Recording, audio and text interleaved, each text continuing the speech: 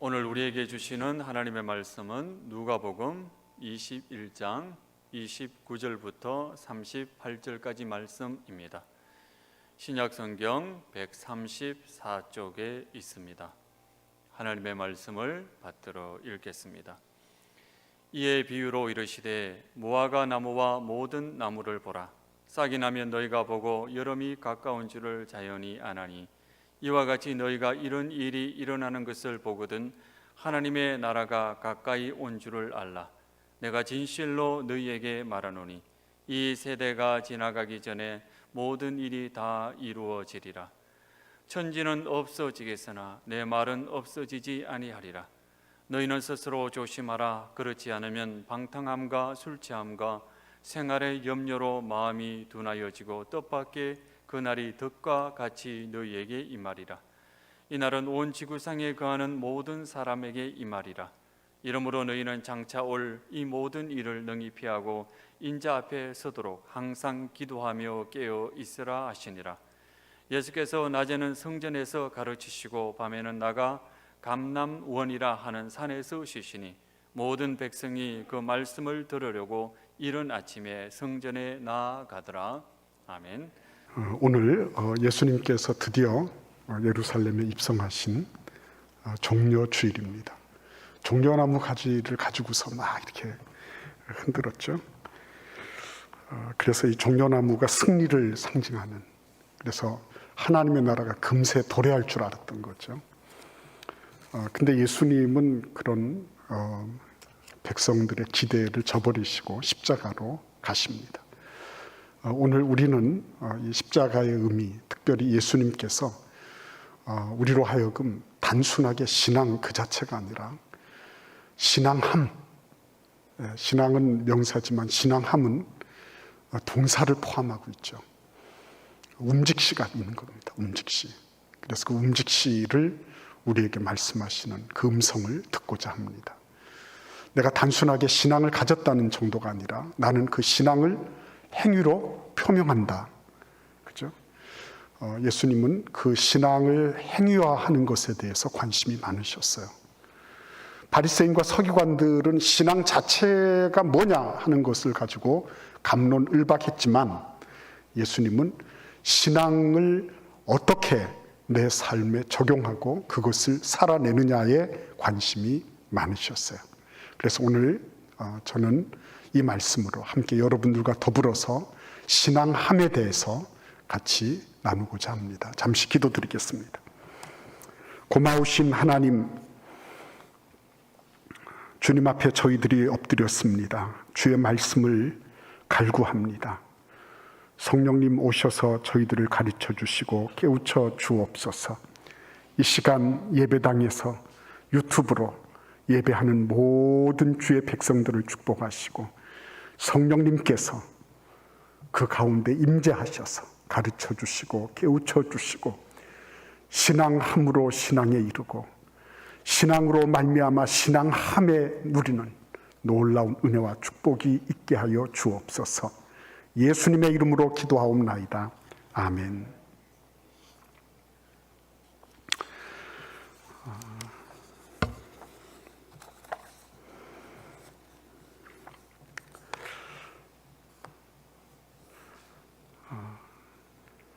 어떤 그 철학자라는 분이 있어요. 제가 굳이 이름을 거명하지 않아도 아시는 분은 아실 거고 모르시는 분도 굳이 알려고 하지 마십시오. 그렇게 썩 그렇게 많이 찾아볼 그런 내용은 아니고요. 그러나 이제 이분이 얘기하는 것이 너무 오늘날 우리 세대를 가리키는 것 같아서 한번 말씀을 나누고자 합니다. 이분은 소위 말하면 전투적으로 철학을 한다, 이렇게 평가받고 있는 분이에요. 이 사람은 인간이 내세적이고 영원한 복락을 구하고 구원을 꿈꾸는 이유가 딱 하나 있는데 현실의 문제를 잊기 위한 것이다. 현실로부터 도피하는 것이다 라고 이렇게 말하고 있습니다. 그래서 천국과 지옥의 주술적 상상을 벗어나서 삶의 고약한 풍파에 그대로 스스로를 노출하고 삶의 고단함을 즐기라 이렇게 사람들을 부추기고 있습니다. 언뜻 보면 굉장히 당당하고 거칠 것이 없어 보입니다. 이분이 실제로 말이나 행동에 있어서 별로 그렇게 거치는 게 없어요. 이런 식이죠. 이런 식. 병들고 힘겨운 부모 복량에 괴로워하는 젊은이에게 이렇게 상담을 했습니다. 부모를 버리고 마음에서 지워버려라. 대신 그런 선택을 남의 탓으로 돌리지 마라. 뭐 이렇게 쏘아 붙이듯이 충고했다고 합니다. 가만히 생각을 해보면 결국 너의 짐이 되는 부모 벗어버리고 내 자신의 삶이나 잘 돌봐라, 그런 얘기죠. 또 너무 고통스러운 육체적 정신적 상황하에 있는 이에게는 당당하게 자살을 해라. 자살을 선택해도 나쁘지 않다. 뭐 이런 얘기들을 중학생 있는 데서 막 그렇게 했다고 얘기를 하고 있습니다. 당당하게 죽으라. 참 멋있는 말같이 보이는데요. 그런 말을 자기에게 적용하기보다는 남들에게 적용한다는 게 문제죠. 우리나라에도 어떤 분은 저 아프가니스탄에서 칸다하르에서 우리 선교팀들이 잡혀서 2명이 순교를 당했을 때 그런 순교자가 3,000명 나와야 된다, 이런 얘기를 했어요. 그때 다들 의아해했죠. 그게 왜 자기가 아니고 남이었을까 하는 겁니다. 남들은 당당하게 죽어라. 남들에게는 그렇게 얘기를 하면서 그거는 자기에게는 적용하지 못하고 있는 그런 모습을 보여주고 있는 것이죠. 자신의 강연을 듣고는 외간 여자와 바람 피우고 이혼 도장을 찍고 왔다는 어떤 젊은 남성에게 이 철학자라고 하는 사람이 박수치면서 응원한다고 했답니다. 그러면서 죽음을 두려워하지 마라. 그보다 삶을 제대로 못 살아낸 것을 두려워해라. 뭐 이런 식의 굉장히 멋들어진 주장도 했습니다. 맞을 것 같은데 가만히 한번 생각해 보세요. 죽음을 두려워하지 마라. 좋아요. 죽음 두려워하지 마라. 그보다 삶을 제대로 못 살아낸 것을 두려워해라. 그죠? 그는 현재만 말하고 있지 죽음에 대해서는 말을 하지 못하고 있어요. 미래는 여전히 과제로 남겨져 있는 것입니다. 현재에 당당하게 살 것을 주장하지만 본인은 그렇지 않은 것 같아요. 자신도 외도 문제로 이혼을 당하고 자녀들 뒷바라지도 하지 못했습니다. 그렇게 구설에 올랐는데 그것이 당당하게 사는 것이다. 그러면 무책임하게 막 살아도 된다. 이렇게 받아들여도 절대 잘못된 것이 아닌 것처럼 보여요. 문제는 항상 자기는 없다는 거죠. 자기의 책임, 자기는 당당하게 살지만 그 주변에 있는 사람은 고통 속에 살아야 되고, 자기는 떳떳한데 남들은 참 말할 수 없는 그런 부끄러움 내지는 아픔 속에 살아야 되는 거죠. 그래서 이런 사람들이 주장하는 그 니체류의 그런 말들 있죠. 너절하고 고단한 자기 삶을 즐기고 맛보라. 인생을 마음껏 포효하다가 당당하게 죽어버려라 하는 그런 식의 말들. 이런 말들은 참 못들어져 보이지만 그렇게 쓸쓸하고 아픈 그런 말이 아닐 수가 없는 것입니다. 근데 예수님은 그렇게 살지 않으셨어요. 예수님은 지금 죽음을 향하여 나아가고 계십니다. 누가 보더라도 이 발걸음은 예수께서 예고하신 그대로 죽음을 직면하고 나아가시는, 죽음을 마주보고 나아가시는 그런 행진이었던 것입니다. 근데 이 행진의 와중에서 예수님은 당당하고 겸손하셨지만 그럼에도 불구하고 자신의 모든 것들, 심지어는 당신을 배반하고 등질 제자들, 그리고 호산나 호산나 하면서 예수께 그런 환호와 축하의 인사를 건넸던 그들의 동일한 입에서 죽여버려라 죽여버려라 하는 그런 저주의 말이 나오는 그 군중들까지 다 품어 안으셨어요. 뭣도 모르면서, 죄악이 얼마나 심각한지도 모르면서 죄악을 짓고 있는 그런 인류를 위해서도 예수 그리스도는 아무 소리 없이 그 모든 것을 껴안으시고 십자가로 가고 계신 것입니다.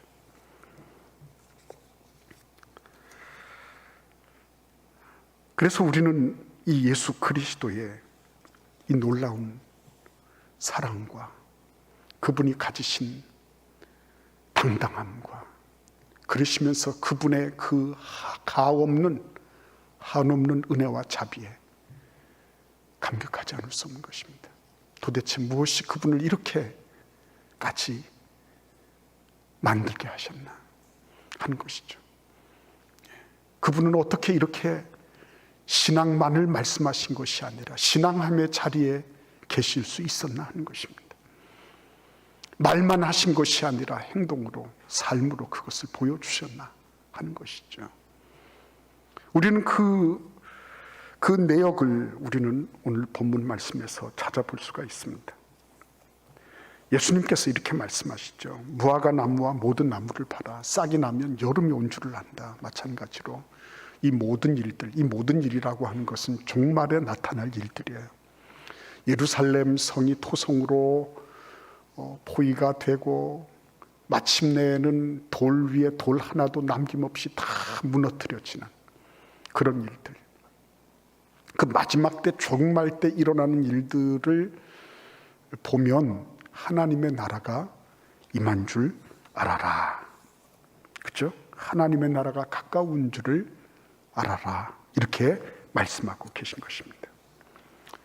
이 말씀은 단순하게 신앙이라고 하는 것이 막연한 뜬구름 잡는 얘기가 아니라 미래적 사실에 근거한, 미래적 사실에 입각한 분명한 진리를 말씀하고 있다는 것입니다. 예수께서 말씀하시는 신앙함은 미래에 일어날 분명한 사실에 근거한 진리라고 말씀하고 계신 것입니다. 여러분들은 이런 얘기를 들으시면 어떻습니까? 세계 미래보고서 2021이라는 책에 보면 앞으로 이 책에서 세 가지를 중요한 변화의 그 축으로 보고 있어요. 첫째는 재택근무가 활성화된다. 화상회의가 활성화된다. 당연히 도심에 있는 사무실이 공실화될 것이다. 교통수요가 감소되고 항공과 관광업이 퇴조가 될 것이다. 이런 얘기들 많이 들어보셨겠죠. 두 번째, 대학 학위가 무용하게 될 것이다. 앞으로 미국 대학의 절반이 5년에서 10년 사이에 사라지게 될 것이다. 오히려 세계 석학과 인공지능에게서 배우기를 원하는 그런 학생들이 많아지게 될 것이고, 이런 학생들에게 대학이 필요 없는 세상, 그러나 진짜 자격증이 필요한 세상을 만들어가게 될 것이다. 그래서 구글 같은 데서는 코세라라고 하는 인터넷 학습 사이트를 열고 있는데, 거기에서 자격증을 3개월에서 6개월 만에 따는 사람들, 이런 사람들을 채용을 하고, 이런 사람들이 불티나게 각 회사에 팔려나가고 있다. 이런 얘기들을 하고 있는 것입니다. 지금까지는 너 어느 학교 나왔니가 중요했다면 앞으로는 너 어느 회사 출신이니가 훨씬 더 중요한 가치를 지니게 될 것이다 하는 얘기입니다. 세 번째는 공연이나 스포츠의 퇴조가 현실화될 것이다. 왜냐하면 가상현실이 워낙에 가상현실 기반의 여러 가지 기술이 발전하게 될 것이기 때문에 굳이 가서 보고 거기에 있을 필요가 없다고 하는 것입니다.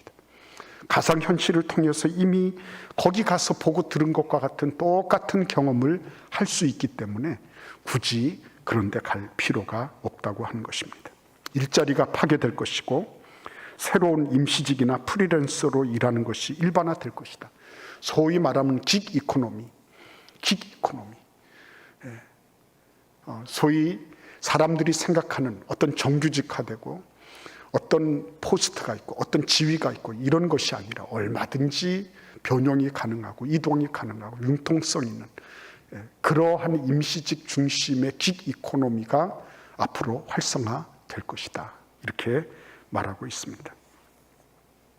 그러니까 코로나 시대 이후로 이런 일들이 발생할 것이다라고 하지만 어떤 분은 그래 이렇게 반응할 수도 있고 아이고 그건 대봐야 아는 거예요. 이렇게 반응할 수도 있는 것입니다. 반응은 각자 자신의 자유입니다. 그러나 여러 가지 대책이 없는 한 이런 저런 것에 대해서 대책이 없는 한에는 많은 낭패를 겪게 될 것이라고 하는 것입니다. 삼성 같은 데는 이미 도심에 있는 자기 빌딩을 다 팔았습니다. 거기 다시 새들어 살고 있어요. 현대는 100층짜리를 짓겠다고 했다가 주가가 떨어졌어요. 시장은 기가 막히게 잘 알고 있는 거죠. 시장은 잘 알고 있습니다. 저는 여기에서 시장의 추이를 얘기하려고 하는 게 아니고요. 미래를 예측하고자 하는 것이 아니라는 것입니다. 미래를 구체적으로 대응하고 그것을 준비해 가야 된다는 거죠. 예수님께서도 그렇게 하시는 거죠. 미래를 그냥 단순하게 예측만 하고 계신 분이 아니셨습니다. 단순하게 너희들 그렇게 하니까 어떻게 하니? 라고만 말씀하고 계시지 않아요. 구체적으로 말씀하고 계신 겁니다. 구체적으로. 미래에는 이런 일들이 일어나게 될 것이다. 너희들은 이런 일들이 일어날 때 그것이 바로 하나님 나라가 가까이 온 것을 의미하는 것이니까 그것을 대비하라. 이렇게 말씀하고 계신 것입니다. 자, 그런데 중요한 것은 이러한 신앙함으로 나아가는 구체적인 대비를 하고 준비를 하는 이런 자리에 이것을 방해하는 요소가 있다는 것을 예수님이 말씀하고 계신 장면입니다. 34절을 보실까요? 우리 같이 한번 읽어보겠습니다. 너희는 스스로 조심하라. 그렇지 않으면 방탕함과 술 취함과 생활의 염려로 마음이 둔하여지고 뜻밖의 그날이 덫과 같이 너희에게 임하리라. 예, 그렇습니다. 너희는 스스로 조심해라. 만약에 그렇지 않으면 너희 마음이 둔해질 것이다. 그래서 이것이 덫인지 아닌지 모르고 아무렇게나 발을 딛다 보면 함정에 걸리게 될 것이다. 이렇게 말씀하고 있습니다. 오늘 예수님께서 신앙함을 방해하는 세 가지 요소. 첫째, 방탕, 그 다음에 술 취함, 그 다음에 생활의 염려. 이 세 가지의 공통점이 뭔 것 같습니까, 여러분? 이 세 가지가 어떤 공통점이 있는 것 같아요? 자기 통제의 결여이죠. 자기가 통제할 수가 없는 거예요. 자기 통제가 결여가 되면 이런 일들이 나타나는 것입니다. 방탕이라고 하는 것은 무엇입니까? 절제력의 상실이죠. 술 취함은 뭐예요? 정신적 조절 능력의 상실입니다. 생활의 염려는 뭡니까? 하나님 주권에 대한 의식이 상실되어 버릴 때 나타나는 거예요. 하나님이 먹이신다는 거죠. 여기에서 우리가 조심해야 될 것이 있습니다. 생활하지 말라는 얘기가 아니에요. 너는 그냥 하나님이 다 먹이시니까 아무것도 하지 말고 그냥 있어라. 천만의 말씀입니다. 생활해야 되죠. 그러나 염려하지 말라는 것입니다. 생활을 위해서 기도해야지요.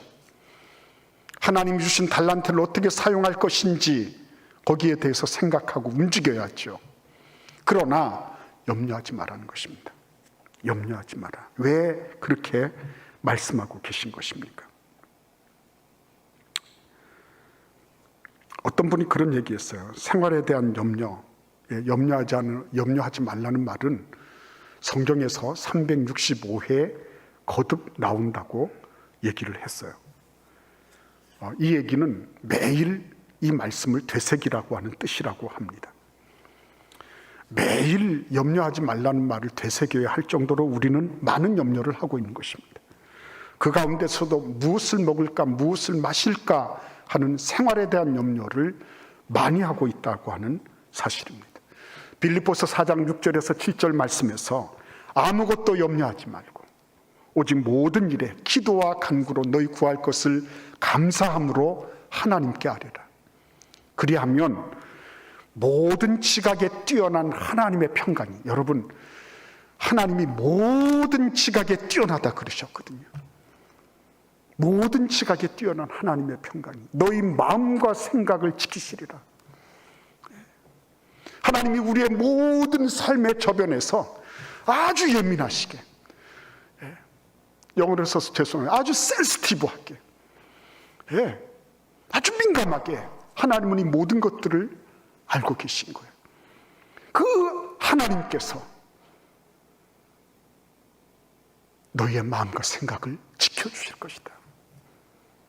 여러분 생각해 보십시오. 방탕과 술 취함과 그리고 생활의 염려,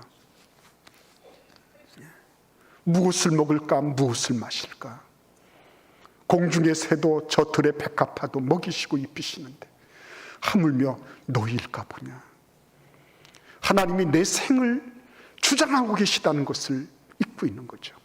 제가 그저께 밤에 이렇게 들어오다가 교회 문 앞에서 어떤 사람이 저를 부르는 거예요. 이렇게 보니까 우리 교회 몇 분 나오신 분이에요. 그래서 우리 안디옥 카페에 가서 커피를 함께 마셨습니다.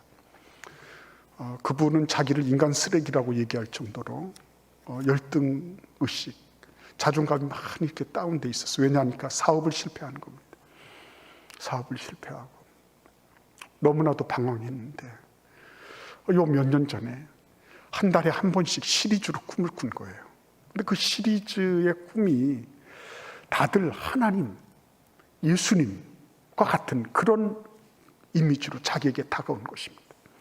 자기도 알지 못하는데. 근데 결정적으로 이 형제가 꿈에 나타나신 그분이, 화는 빛에 거하신 그분이, 얘야 나는 너를 아끼고 소중히 여긴단다, 이 말씀을 해주신 거예요. 나는 너를 아끼고 소중히 여긴단다. 이 말씀에 이 형제가 너무 감동을 받은 거예요. 아니, 나 같은 쓰레기를 누가 아껴주나?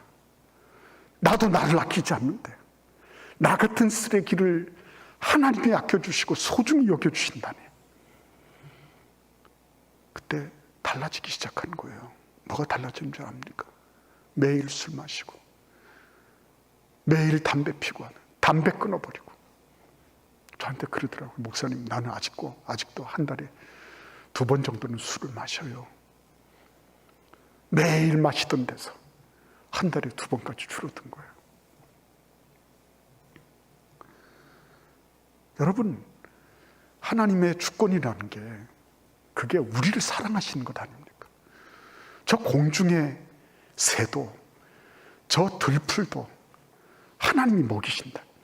그러면 너희를 하나님의 자녀로 삼으시고 그 자녀 삼기 위해서 자기 아들을 아낌없이 내어주신 그 하나님의 사랑이 어떻게 너희들을 그냥 내버려 둘 수 있겠느냐. 너희가 그렇게 소중한 존재고 내 아들을 줄 정도로 그렇게 귀중한 존재인데 너희들을 아무렇게나 방치하겠느냐. 하나님이 그렇게 말씀하신 거죠. 그래서 이 형제는 거기에 힘을 얻어가지고 우리 교회 예배도 나오고 그 유튜브로 듣기도 하고 이렇게 하면서 있다가 제가 이렇게 교회 문을 들어가려고 하는데 마침 이렇게 뒤를 돌아보더래요. 그래서 돌아보는 김에 부를까 말까 하는데 제가 딱 돌아보는 바람에 불렀다는 거예요. 근데 제가 얼마나 감사했는지 모릅니다. 그 형제가 굳이 저한테 커피를 사겠다 그러더라고요. 굳이. 그래서 제가 대접을 받았어요. 근데 제 마음속에 정말 한 사람 한 사람 언제 어떻게 그렇게 그 앞으로 이렇게 지나가면서 제가 하필 뒤를 돌아다보고, 뭐 제가 죄 지은 게 있나요? 뒤를 왜 돌아봅니까? 아무튼 뒤를 돌아다보고 그때 그 시각에 딱 마주치게 하시고 만나게 해주시고 그런 얘기를 듣게 해주시고 제가 그래서 너무 감사했어요. 하나님은 정말 우연하게 보이지만 하나님께는 우연이 없구나. 우리가 만나고 함께 대화하고 어떤 일들이 벌어지고 하는 거기에는 틀림없이 하나님의 고귀한 섭리가 있는 거구나. 그거를 제가 계속 마음속에 담고 왔어요. 여러분, 오늘 이 말씀 속에 보시면 33절입니다. 천지는 없어지겠으나 내 말은 없어지지 아니하리라. 내 말은 없어지지 아니하리라. 여러분, 여기에 대해서 예수님께서 막 도장 찍으시고 막 사인하시고 막, 그냥 다 하신 거예요. 이 말씀대로 될 것이라는 것을 분명하게 말씀하신 거예요. 말씀대로. 이 말씀이 아직까지 완성되지 않은 것처럼 보인다 할지라도 어느 땐가는 반드시 실현될 것이다 하는 그런 말씀이에요. 그 실현의 때까지 뭘 하는 것입니까? 우리에게 선택의 여지가 주어진 거예요. 우리는 지금 선택할 수가 있는 것입니다. 예수께서 단순하게 신앙은 이런 거야 저런 거야 바리새인처럼 말만 하신 것이 아니고, 신앙은 이렇게 하는 거야. 믿음을 가졌어. 그러면 믿음을 가진 사람들은 이렇게 사는 거야 라고 하는 것을 보여주시는 거거든요. 근데 그 신앙의 기초가 뭡니까? 미래에 반드시 나타날 사실, 그것은 어디에 기반하고 있는 것입니까? 천지는 없어지더라도 절대로 사라지지 않을, 영원히 남을, 영원히 승리할 하나님의 말씀에 기반하고 있다는 것입니다. 우리가 기반하고 있는 것이 이랬다 저랬다, 소위 말하면 세상의 조류에 따라 트렌드에 따라 왔다 갔다 하는 것이 아니라 하나님의 영원한 말씀에 기반하고 있다고 하는 것입니다. 그래서 세상이 뒤집혀지고 겉으로 나타나는 여러 가지 현상의 이반이 있고 혼란스럽다 할지라도 그럼에도 불구하고 예수 그리스도는 뭐예요? 이대로 간다는 것입니다. 이대로 된다고 하는 것입니다.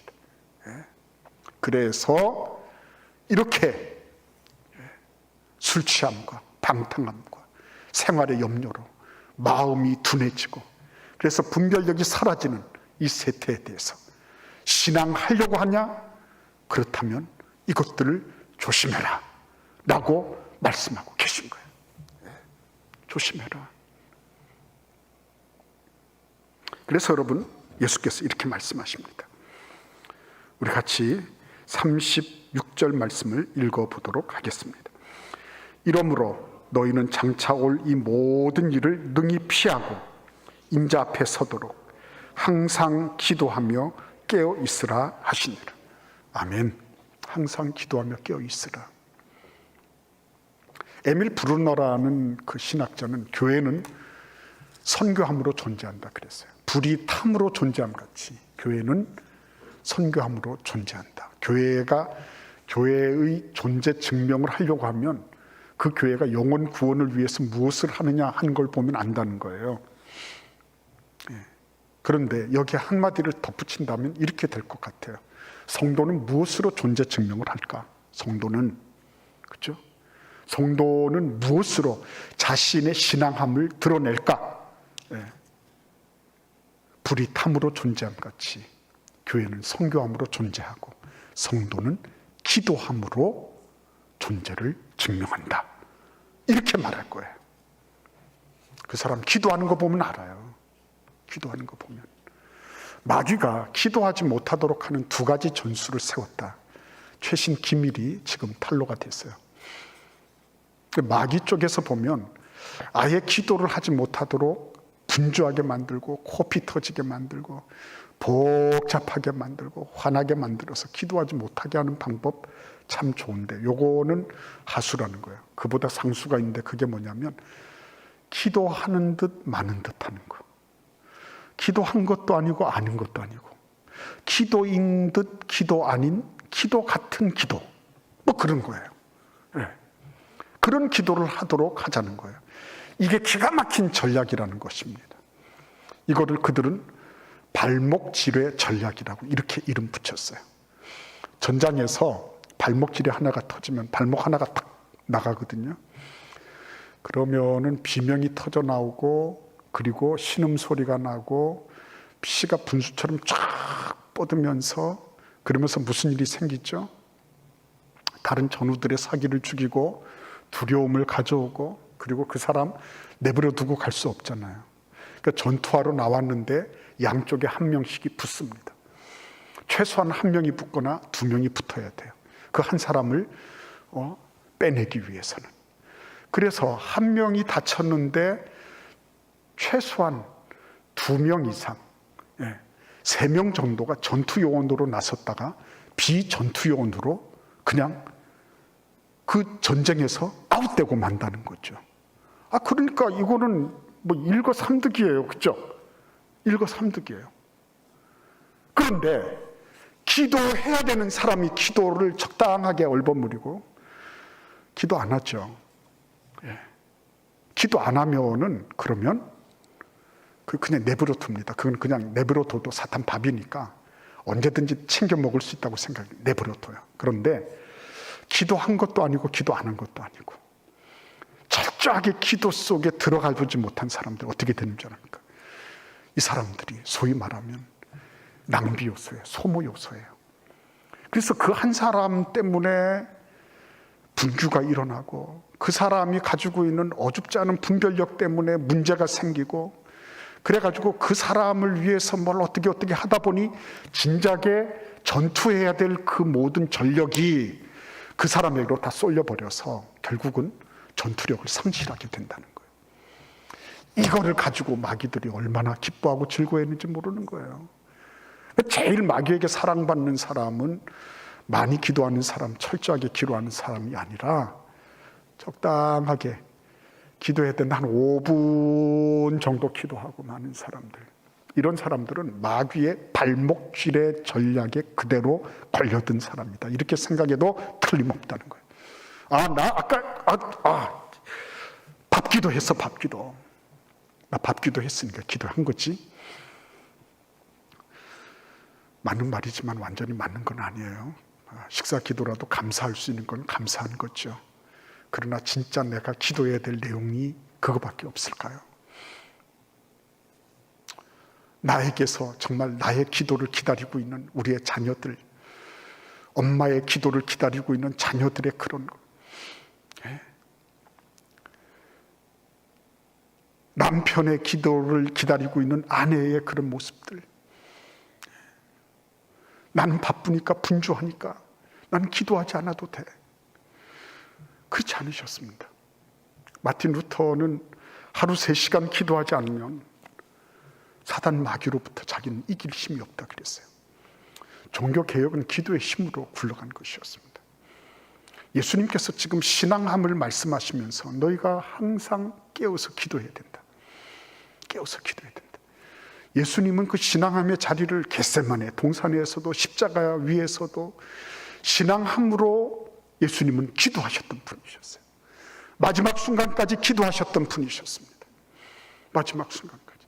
숨이 넘어가도록 나에게 호흡이 있는 것은 기도하라고 하신 것이구나 생각할 정도로 예수님은 기도하시면서 자신의 신앙함을 보이셨습니다.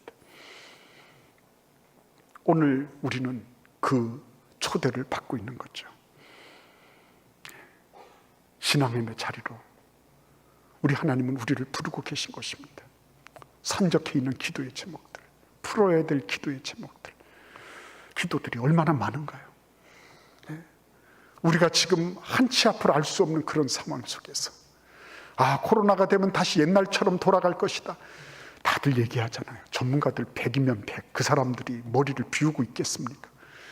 정신이 나간 사람들이겠습니까? 다시는 옛날로 돌아갈 수 없다니까요. 코로나 이전 시대를 다시는 생각하지 말라니까요. 이제는 새로운 뉴노멀의 시대가 됐다고 얘기를 하지 않습니까? 뉴노멀, 새로운 기준이 생겼다니까요. 이전에 올드한 것 가지고, 그리고 자기를 부인하시고 십자가 위에 당당히 그 십자가를 지시고, 그리고 기꺼이 모든 것들을 다 받으셨습니다. 기도가 이기는 것입니다. 신앙함은 기도함으로 증명될 것입니다. 신앙의 자리에서 신앙을 말하는 것이 아니라 신앙함을 드러내는 모든 사람들은 기도의 자리에 있는 분들인 것입니다. 하나님은 우리를 그 기도의 자리로 부르고 계신 거예요. 그게 신앙함입니다.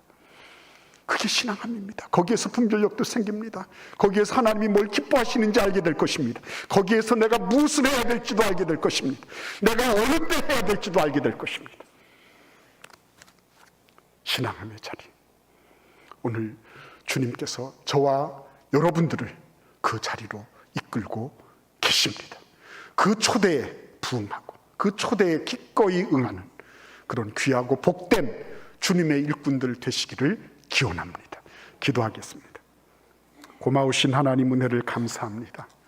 신앙함의 자리로 나아가기를 원합니다. 이런저런 소리 많이 하지만 예수님은 항상 깨어있어 기도하라고 말씀하시면서 그 모든 것을 일축하셨습니다. 주님, 저희들을 도와주셔서 기도의 자리에 있게 하여 주옵소서. 기도하는 부모님, 기도하는 할아버지 할머니, 기도하는 자녀들 되게 하여 주옵소서. 기도하는 구역, 기도하는 교회가 되게 하여 주시옵소서. 하나님 앞에 엎드려 기도함으로 만 가지를 이겨내는 하나님의 사람들이 되게 하여 주시옵소서. 예수님의 이름으로 기도하옵나이다. 아멘.